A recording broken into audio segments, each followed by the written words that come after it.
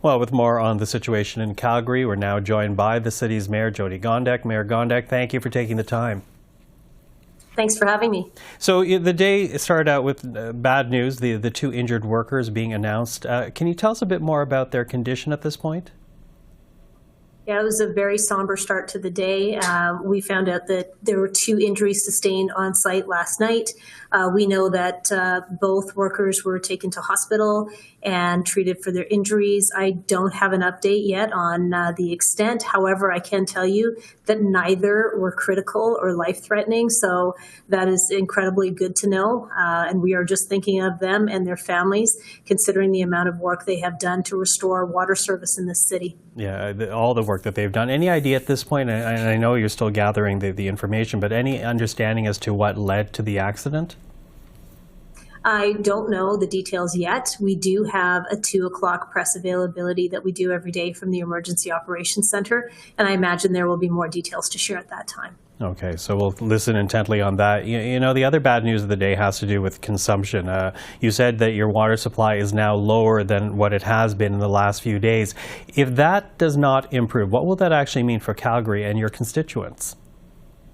So I have to say that Calgarians did an amazing job of conserving water and reducing their water usage when we first announced the fact that we were in this crisis moment with a major feeder main break. And people were observing the fact that there was outdoor water restrictions. Inside the home, they were doing a good job of skipping a shower, taking shorter showers. I think the fact that we have been a few days into this is making some people frustrated.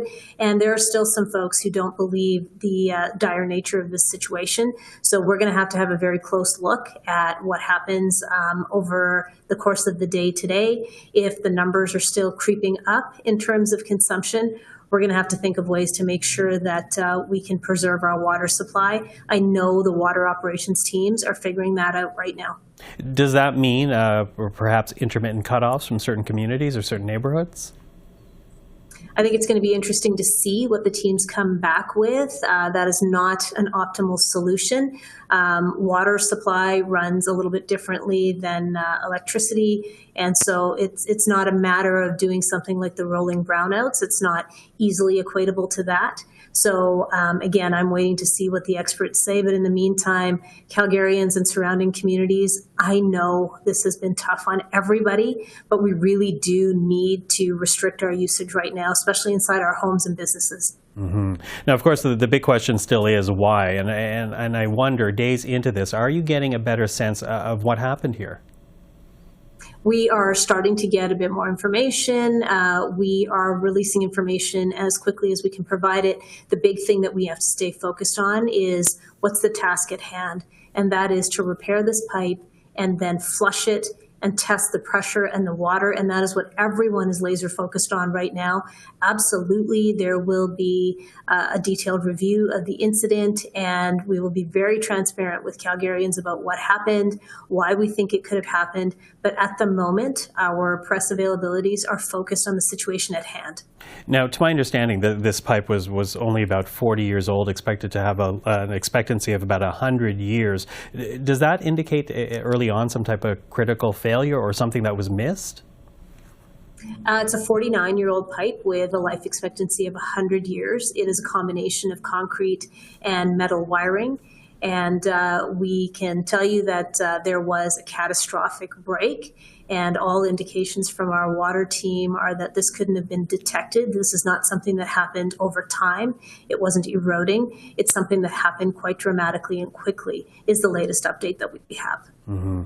Now, of course, you've also discussed infrastructure investments from both provincial and federal levels, and here we are in Ottawa. I'm wondering what has to change on that front for you. When you look at the challenges of your city, and especially as your city continues to grow, what do you actually need from those two levels of government? Because we did hear the Premier say, or rather make the point, that her government has given Calgary over $200 million for infrastructure this year alone already.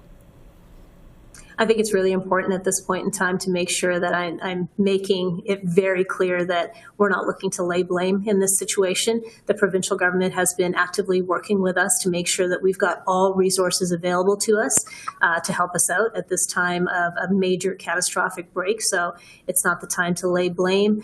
What I will say is that traditionally when funding flows for water infrastructure, when it goes from the federal to the provincial government to be dispersed down to municipalities, traditionally, it has been assumed that with our population base in major metropolitan centers, that our utility rates will help us find that buffer to do maintenance and repair and upgrades.